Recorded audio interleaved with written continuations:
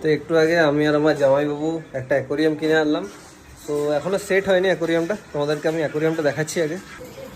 এইটা হচ্ছে অ্যাকোরিয়ামটা, আর এই যে আমার জামাইবাবু এখন অ্যাকোরিয়ামের নিচে সাপোর্ট দেওয়া হবে বলে এটা কাটছে। যে অ্যাকোরিয়ামের নিচে সাপোর্ট সেট হয়ে গেছে, পাথর সেট হচ্ছে।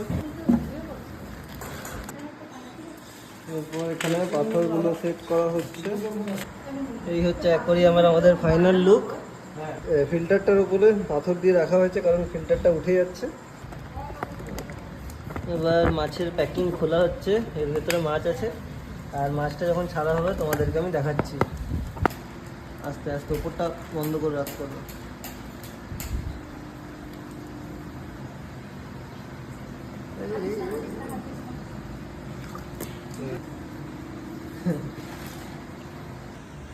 তো এই মাছটার নাম হলো ফ্লাওয়ার হর্ন।